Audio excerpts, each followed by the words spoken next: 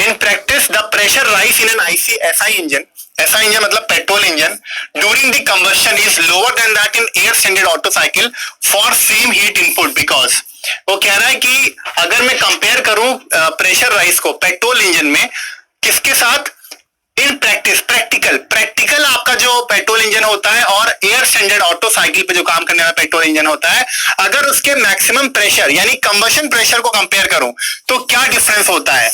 आपको अच्छे से पता है कि एयर स्टैंडर्ड ऑटो साइकिल में क्या होता है, कंप्रेशन फिर heat addition at constant volume, इस प्रकार से आपका होता है 1 2 3 4। तो हीट एडिशन के बाद जो प्रेशर है यानी P3, वो अगर आपको कंपेयर करना हो किसके अंदर, जैसे कि आपकी जो साइकिल होती है इस प्रकार की, कुछ इस प्रकार की आपकी साइकिल बनती है, ठीक है।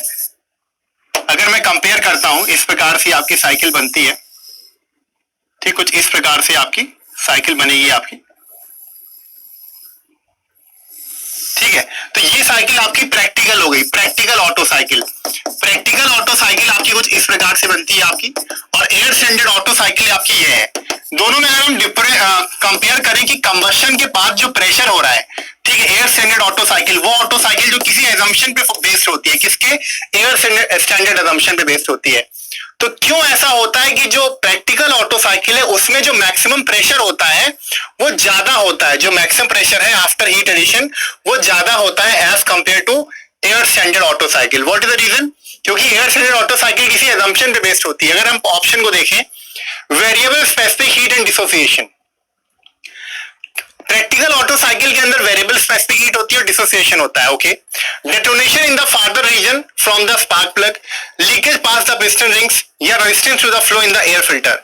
देखिए आपको पता है कि एयर स्टैंडर्ड ऑटो साइकिल के अंदर क्या होता है, इसके अंदर हम यूज करते हैं परफेक्ट गैस। क्या यूज करते हैं, परफेक्ट गैस, वर्किंग फ्लूइड, जिसके पास क्या होती है, कांस्टेंट स्पेसिफिक हीट होती है। क्या होती है, कांस्टेंट स्पेसिफिक हीट।